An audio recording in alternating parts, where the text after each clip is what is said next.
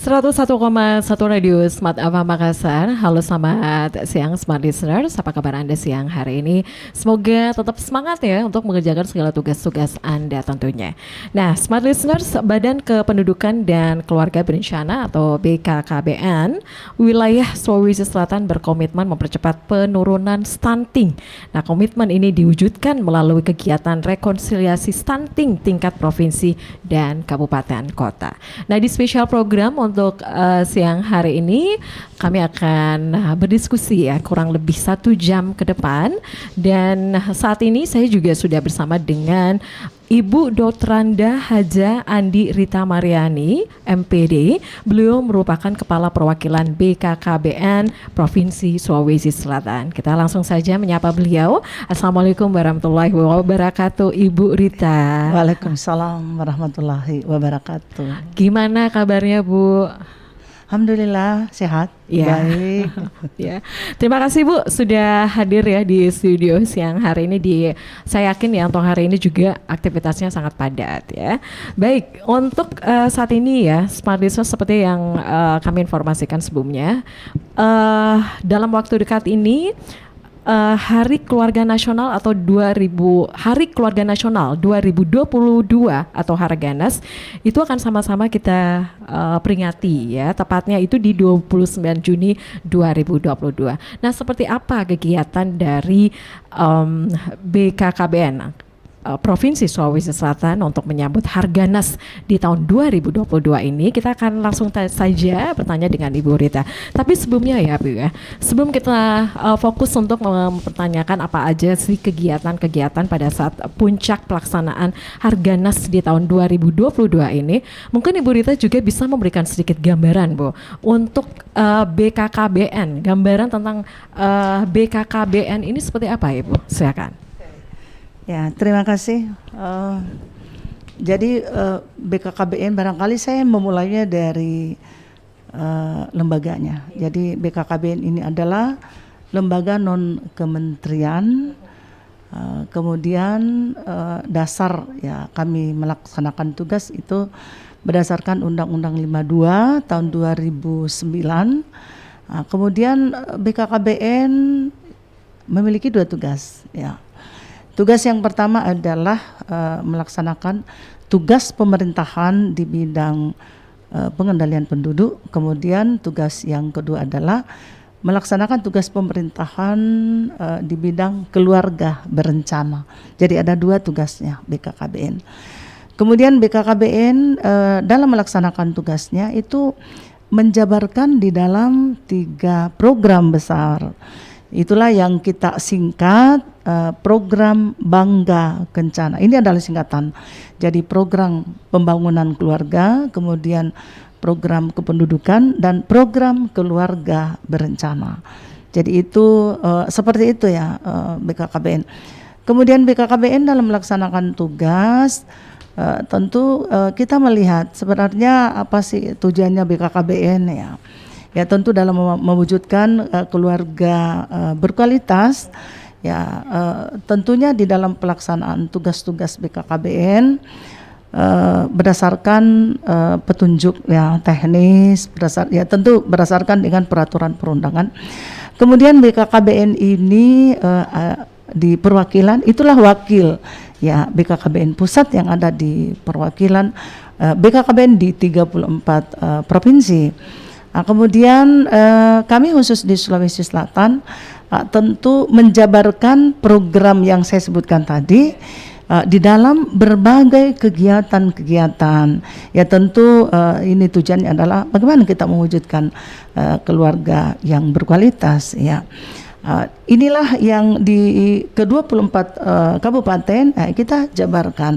Tentu penjabaran program kegiatan ada target yang sebelumnya kita diberikan ya, sebagai informasi bahwa pada tahun 2021 kemarin kita melakukan refleksi seperti apa tahun 2021 kita punya capaian, kemudian tahun 2022 apa sih merupakan strategi yang dilakukan oleh BKKBN khususnya Provinsi Sulawesi Selatan. Dari 9 indikator hanya 1 indikator yang tidak tercapai ya. capaiannya hanya 40%, tapi semuanya yang 8 alhamdulillah ya semua dengan kategori sangat baik ya. Alhamdulillah ya. Tentu kami dalam melaksanakan tugas ya didukung dengan seluruh mitra ya, tentunya juga dukungan dari masyarakat itu sendiri. Jadi itu gambaran sedikit ya tentang BKKBN. Yeah. Khususnya yang ada di Provinsi Sulawesi Selatan. Nah, seperti itu. Iya, Ibu, kalau kita berbicara mengenai keluarga ya, tentu perempuan ini mempunyai peran yang sangat luar biasa, begitu ya. Khususnya ini untuk menjaga kesehatan keluarga dan juga untuk pemenuhan gizi keluarga. Tentu senantiasa para perempuan juga diberikan edukasi ya, bagaimana untuk menjaga kesehatan dan juga asupan gizi keluarga. Nah, ini juga sejalan ya dengan Harganas Hari Keluarga Nasional 2022 tentang ayo cegah stunting agar keluarga bebas stunting ya. Baik, Ibu, sebelum kita masuk lagi nih, apa sih yang melandasi kira-kira Bu, kenapa untuk tema untuk tahun ini ayo cegah stunting agar keluarga bebas stunting. Nah, ini untuk percepatan penurunan stunting ini juga diatur ya lewat Peraturan Presiden nomor 72 tahun 2021. Mungkin apa yang perlu dicermati di sini, Ibu? Jadi begini, percepatan penurunan stunting. Jadi sebelum turun Perpres 72 ya tahun 2021 tentang percepatan penurunan stunting, BKKBN memang belum ya. Jadi kalau kita mengatakan belum, orang lain barangkali mengatakan, tetapi kami di BKKBN sejak tahun 2018 itu kita sudah melakukan kegiatan-kegiatan dalam rangka untuk mendukung percepatan penurunan stunting ya. Sehingga kita melihat dari 2018, 2019, 2020 itu isu sangat-sangat viral yaitu stunting sampai pada saat tahun 2022 ini.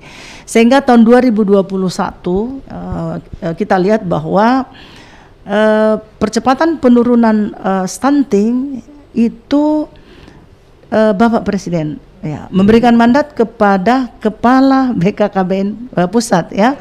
Itu sebagai ketua pelaksana di tingkat nasional ya. Nah, kemudian ini diperkuat ya, tentu diperkuat ya dengan lahirnya Perpres 72 yang tadi disebutkan, Peraturan Presiden nomor 72 tahun 2021. Kemudian ini ditindaklanjuti lagi dengan Perban ya, Perban BKKBN nomor 12 tahun 2021 ya. Seperti apa sebenarnya Perpres 72 sebagai implementasi ya. Yang pertama bahwa setelah diberikan mandat sebagai ketua pelaksana di tingkat nasional yaitu ketua TPPS. Jadi kita singkat TPPS. Jadi ketua tim percepatan penurunan stunting. Ya, disingkat dengan TPPS dan itu berjenjang kita laksanakan sampai ke tingkat desa ya. Namun itu berbeda. Jadi di tingkat provinsi yang menjadi ketua adalah sesuai dengan petunjuk teknis itu adalah wakil gubernur. Ya. Kemudian di tingkat kabupaten kota adalah wakil bupati atau wakil wali kota. Kemudian tingkat kecamatan adalah Pak Camat. Kemudian tingkat kelurahan dan desa ya tentu lurah dan atau kepala desa. Itu yang menjadi ketua tim percepatan penurunan stunting di semua tingkatan wilayah. Alhamdulillah Sulawesi Selatan ya termasuk dari 10 tercepat ya di dalam pembentukan ya, kita bentuk 24 kabupaten, tentu provinsi sudah dibentuk, kemudian kabupaten 24 kabupaten, kemudian desa ya kecamatan 311 ya kalau saya nggak salah. Kemudian demikian juga desa. Jadi seluruh desa dan kelurahan yang ada di Sulawesi Selatan itu sudah terbentuk TPPS-nya. Nah, jadi ini kita baru berbicara terkait dengan pengorganisasian ya. Kenapa demikian? Karena dengan pengorganisasian tentu tugas-tugas itu akan kita akan lebih terarah dalam melaksanakan tugas. Jadi makanya di Perpres ini kuncinya adalah bagaimana kita bekerja secara bersama-sama. Itulah konvergensi. Bagaimana mensinergikan seluruh kegiatan-kegiatan program yang ada di tingkat desa, kecamatan, kelurahan atau sampai ke tingkat ya tentu kabupaten, kita bersinergi. Oleh karena itu di dalam percepatan penurunan stunting itu tidak berada di pundak salah satu kementerian ya, tetapi seluruh kementerian yang terlibat ya, kurang lebih mudah-mudahan saya nggak salah itu ada 19 ya kementerian yang terlibat dalam percepatan penurunan stunting. Karena intervensi yang dilakukan ya ada 2 kan intervensinya. Jadi intervensi spesifik dan intervensi sensitif ya. Kedua intervensi ini itu 30% untuk spesifik. Nah, tentu ini dari Kementerian Kesehatan, Dinas Kesehatan. Tetapi sensitif ya itulah termasuklah BKKBN ya, termasuk kementerian atau dinas-dinas lain, dinas PU, kemudian dinas sosial, ketahanan pangan, dinas kesehatan, itu semua masuk. Tetapi kita melihat bahwa masing-masing dinas terkait itu kan punya fungsi, punya tugas masing-masing ya, sehingga di pengorganisasiannya percepatan penurunan stunting yang sudah terbentuk itu jelas. Kita punya tugas itu sudah jelas.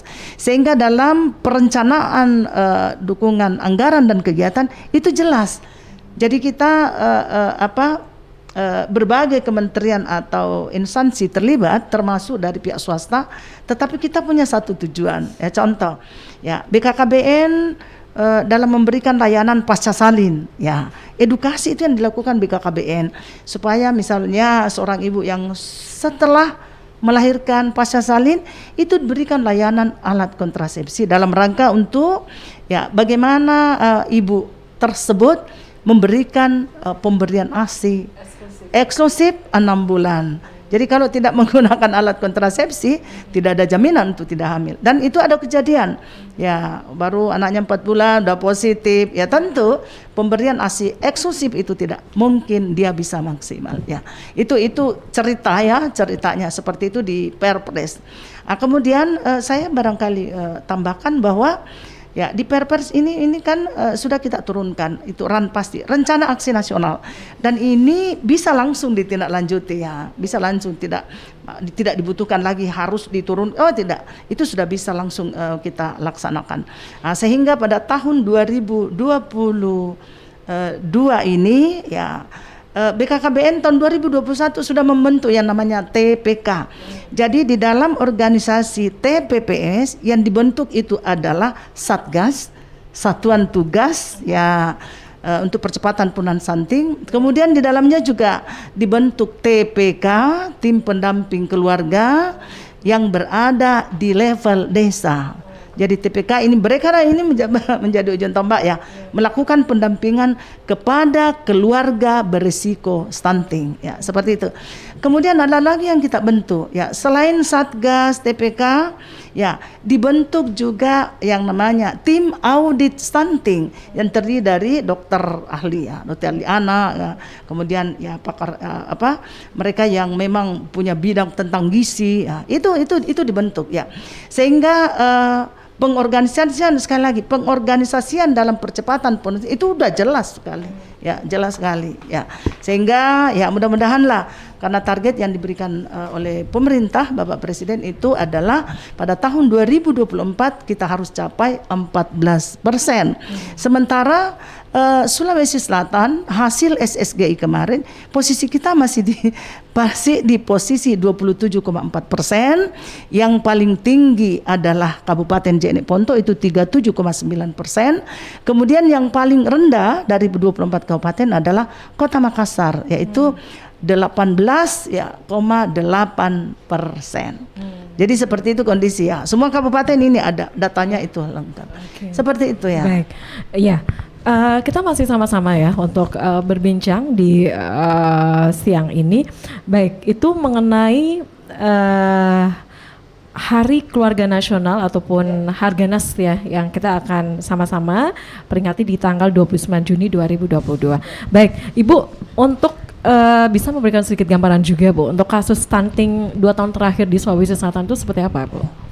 Jadi memang hasil yang saya sebutkan tadi itu di tahun 2021 ya, tahun 2021. Sebenarnya kita kemarin memang cukup tinggi juga ya, itu di angka 30%. Kemudian memang terjadi penurunan ya. Sekarang di tahun 2021 itu turun menjadi 27%. Dan ini luar biasa untuk Sulawesi Selatan karena mampu menurunkan ya angka stunting, dan ini berdasarkan SSGI. Ya, jadi ini survei yang dilakukan dan ini dilakukan oleh Kementerian Kesehatan. Perlu saya sampaikan bahwa untuk data stunting itu memang tidak ada di BKKBN dan itu ada di Kementerian Kesehatan ya. Kemudian intervensi yang telah kita lakukan ya itu udah kelihatan sekali ya, apalagi ini kita lihat tahun 2021 itu sangat getol sekali ya. Kita melakukan koordinasi karena BKKBN ini sebagai wakil sekretaris di tim percepatan penurunan stunting untuk Provinsi Sulawesi Selatan ya, karena di seluruh provinsi itu enggak ada yang tidak sama ya, ada yang jadi sekretaris, ada masuk di unsur ketua, tapi untuk Sulawesi Selatan BKKBN itu masuk di unsur wakil sekretaris ya. Nah, kemarin salah satu yang kami lakukan adalah rekonsiliasi. Jadi kami itu mau ya bertujuan ya, rekonsiliasi ini bertujuan untuk bagaimana kita menyamakan persepsi terhadap seperti apa itu stunting, apa pendekatan yang kita lakukan, apa tugas saya, itulah yang kita diskusikan. Sehingga persepsi terhadap stunting itu bagaimana pendekatan yang kita lakukan, itulah di rekonsiliasi yang kita lakukan, dirangkaikan dengan penandatanganan MOU. Jadi sama persepsi, ayo kita buktikan dengan penandatanganan MOU ya. Jadi langsung ada maaf, bukan MOU, komitmen bersama. Komitmen bersama. Jadi ada aksi nyata begitu ya. Ada aksi nyata ya. Alhamdulillah kemarin juga sudah langsung ditindaklanjuti oleh Kabupaten Goa dan alhamdulillah kami diundang untuk hadir menyaksikan sekaligus Kabupaten Goa itu melaksanakan aksi 3 yaitu rembuk stunting ya. Kemarin juga alhamdulillah saya hadir 1 hari setelah kita lakukan di provinsi itu ditindaklanjuti ya. Ya, saya yakin seluruh kabupaten lain juga melakukan seperti itu ya. Jadi butuh sinergi kerjasama semua pihak. Itu yang kuncinya itu ya, untuk ada bisa, komitmen. Ya, butuh bersama. komitmen untuk bisa mengendalikan kasus stunting ini. Dari tadi kita bicara tentang stunting aja gitu ya. Pasti Smart Research juga yang masih awam gitu ya, belum mengetahui apa sih sebenarnya stunting itu.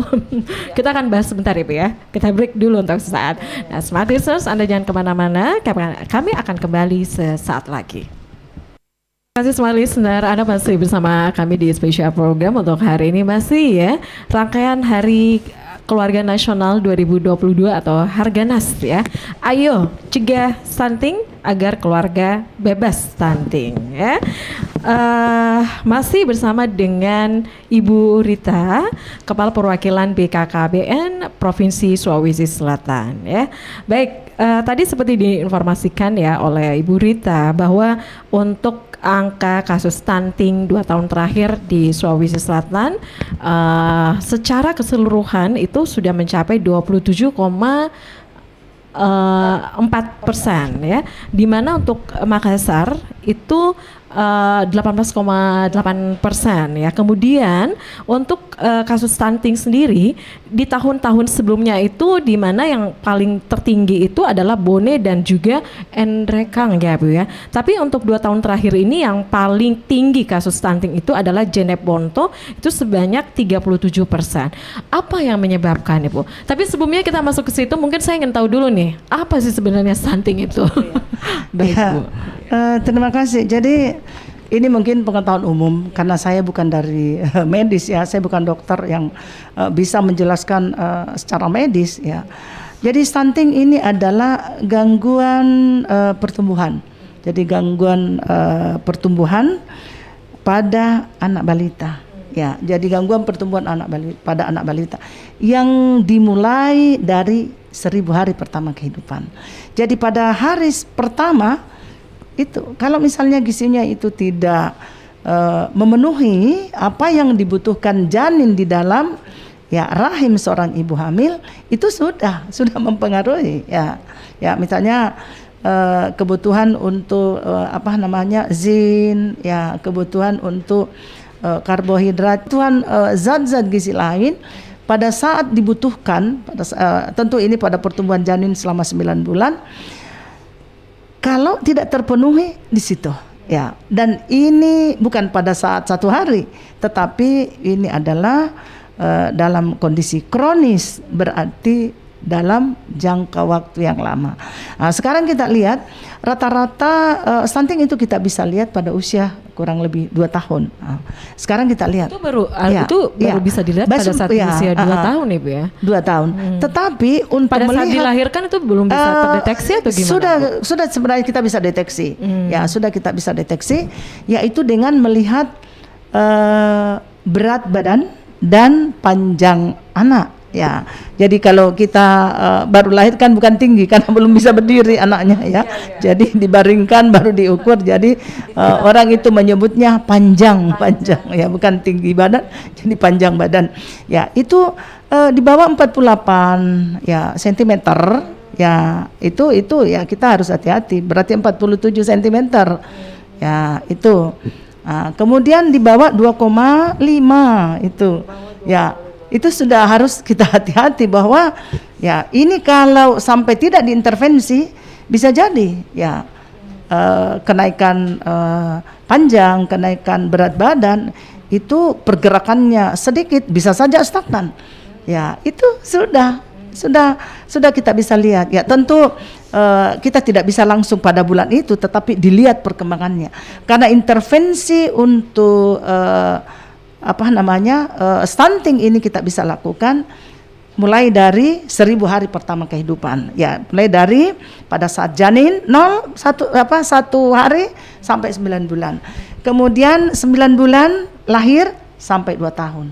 Ya, tetapi catatan untuk BKKBN, dari BKKBN ya, setelah Perpres 72 ini diundangkan, BKKBN itu menawarkan, dan inilah yang kita lakukan sekarang. Jadi pendekatannya adalah bukan individu tapi pendekatan keluarga. Karena bisa jadi stunting karena sanitasi. Karena bisa jadi mereka tidak mampu untuk mengakses air bersih. Ya, bisa jadi rumahnya jadi banyak tidak layak. Ibu ya? Banyak sekali, penyebabnya. sangat kompleks sekali ya. Kemudian BKKBN itu akhirnya melakukan bahwa pendekatan yang kita lakukan adalah pendekatan keluarga. Kemudian yang kedua adalah dimulai dari hulu. Ya, dimulai dari hulu. Kenapa? Ya, makanya BKKBN ini itu punya aplikasi yang namanya LCMIL. Jadi sebelum calon pengantin menikah, 3 bulan sebelum itu dilakukan edukasi. Ya. Makanya 3 bulan sebelum catin itu kan mendaftar. Itu di situ diberikan edukasi ya, seperti apakah tidak anemia, bagaimana timbangannya, apakah tidak kek. Di bawah 23,5 cm dia punya lingkar dengan atas. Kalau di bawah itu tidak bisa hamil. Kalau kita mau melihat dari kondisi kesehatannya ya bisa hamil. Makanya jadi sebelum menikah, karena kita harapkan 3 bulan sebelum menikah itu sudah dilakukan intervensi. Ada treatment diberikan. Contoh anemia ya diberikan tablet tambah darah. Ya, kemudian seperti apa hasil pemeriksaan, nah itulah diintervensi ya. Tentu inilah yang spesifik. Ya, ini yang dilakukan oleh teman-teman dari Dinas Kesehatan, memberikan tablet tambah darah ya, itu. Kemudian edukasi yang dilakukan ya, inilah peran dari tim pendamping keluarga, memastikan bahwa semua yang namanya sasaran ya keluarga berisiko stunting itu mendapatkan pendampingan dari TPK yang terdiri dari 3 unsur. Jadi ada bidan, ada kader PKK, ada kadernya KB. Ya, ini yang memastikan. Ada 3 Ibu ya, ada 3 unsur ini ya sebagai pendamping catatan, ya. Ini sebagai catatan bahwa ini tidak melakukan penimbangan, tidak melakukan pengukuran, tapi memastikan bahwa di posyandu itu besok akan dilaksanakan jam 9.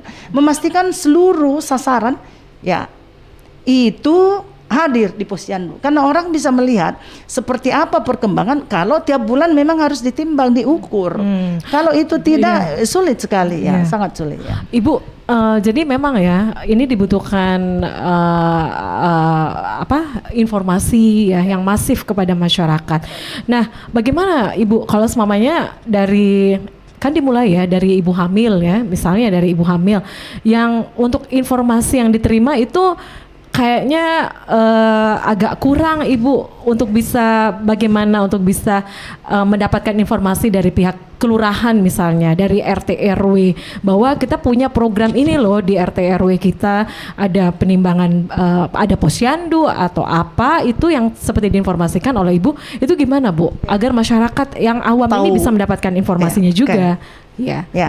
Makanya ini dari awal saya sampaikan bahwa dalam percepatan penurunan stunting itu tidak berada di pundaknya satu kementerian, tetapi kita bekerja sama, ya kerjasama, sama-sama kita bekerja di bawah, memberikan informasi kepada masyarakat, ruang-ruang untuk memperoleh informasi itu banyak sekali. Ya salah satunya adalah teman-teman penyuluh lapangan KB yang ada di lapangan itu memberikan edukasi. Karena ini teman-teman penyuluh lapangan KB itu sebagai pendamping dari TPK. Jadi tim pendamping keluarga ini akan bersama-sama mereka memberikan edukasi. Termasuk kader-kader yang ada di Posyandu.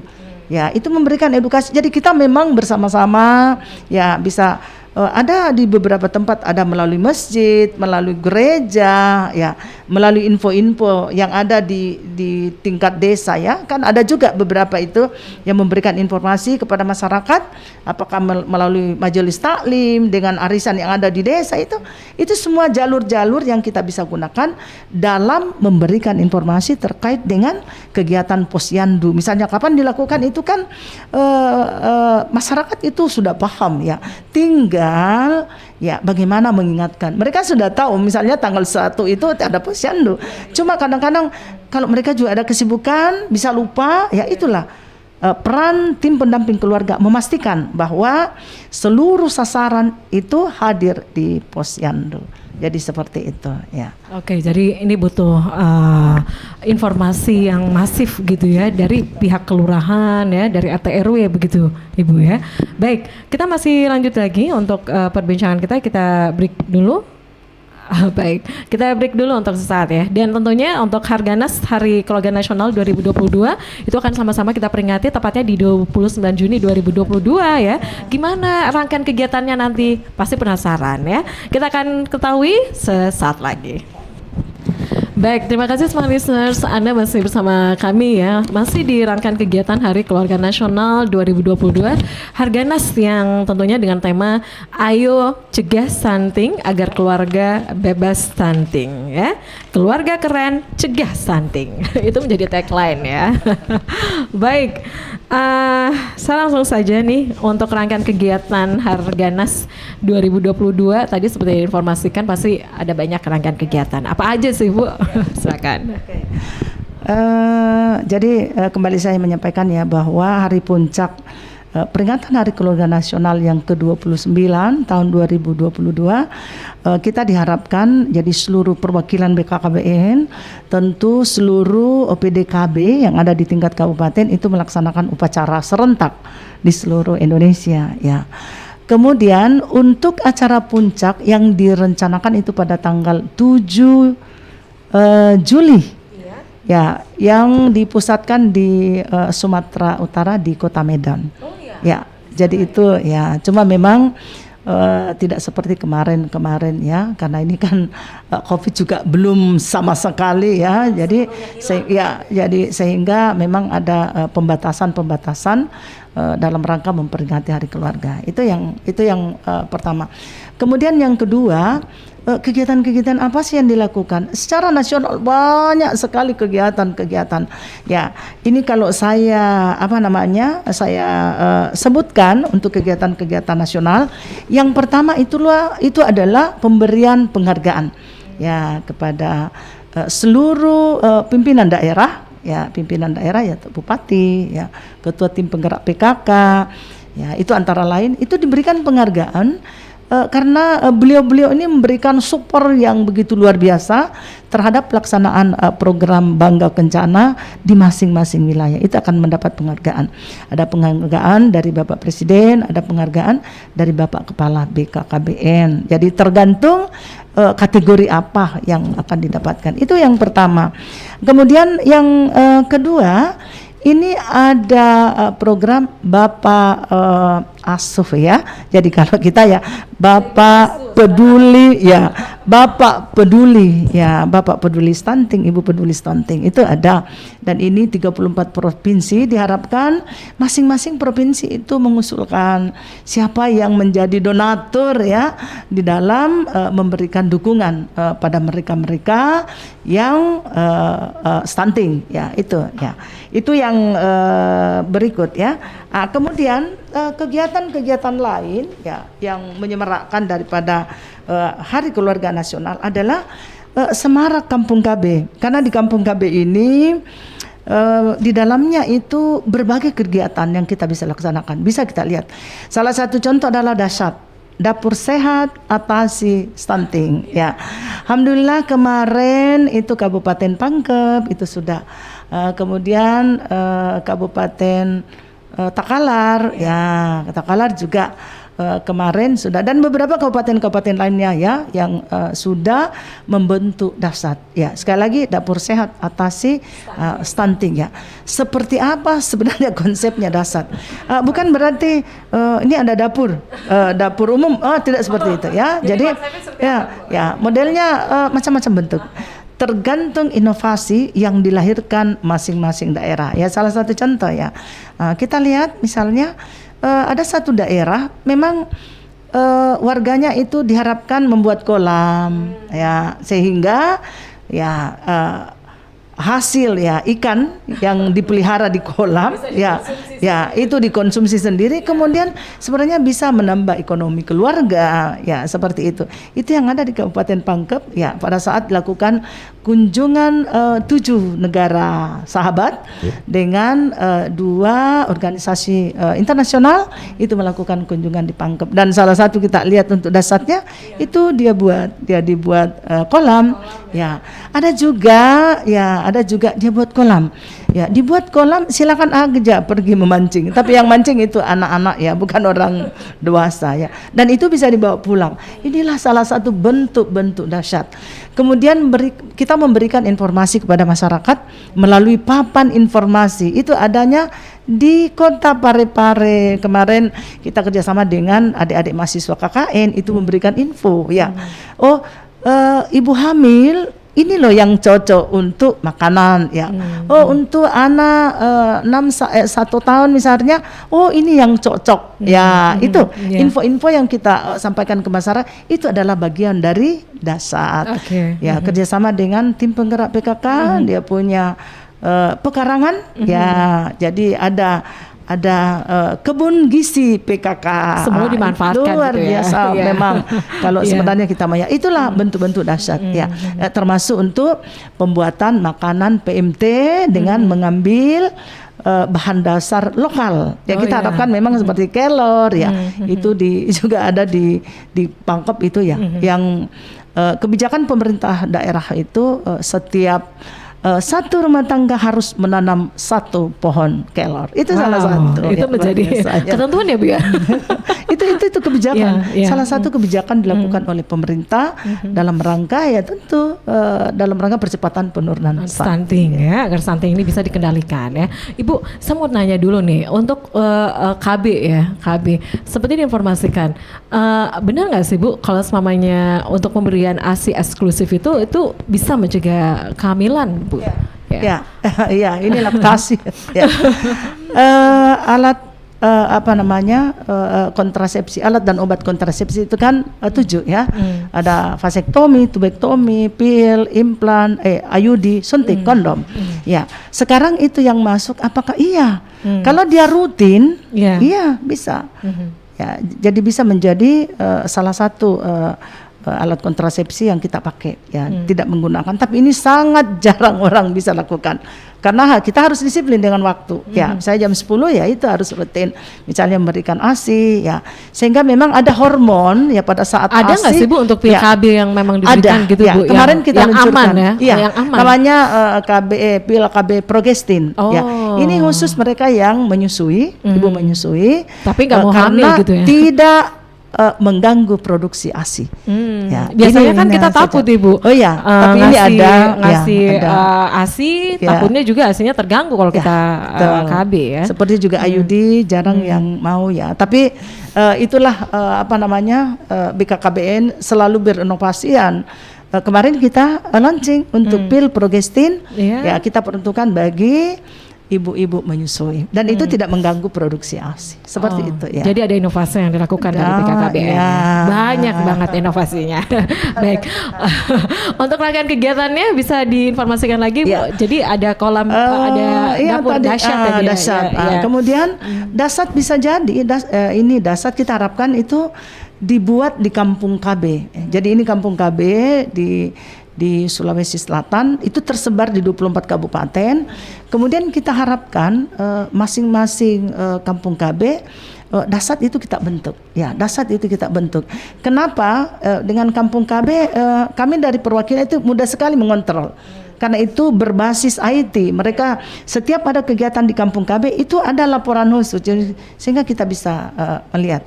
Ya, kegiatan apa saja? Ya tentu tadi dasat.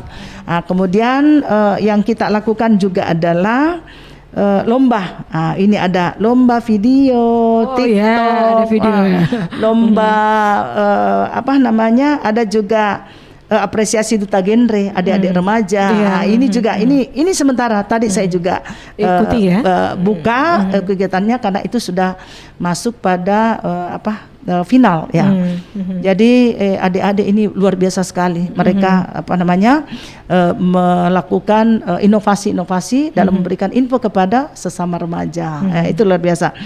Kemudian ada juga apresiasi Bina Keluarga Remaja Percontohan. Jadi ini begini ya, di BKKBN itu dalam pembangunan keluarga, program pembangunan keluarga supaya keluarga itu bisa berketahanan, itu kita bentuk dalam bentuk-bentuk poktan yang ada di masyarakat. Oh gitu ya. Seperti Bina Keluarga Balita, Bina Keluarga Remaja, ada Bina Keluarga Lansia, ada kelompok UPPKA.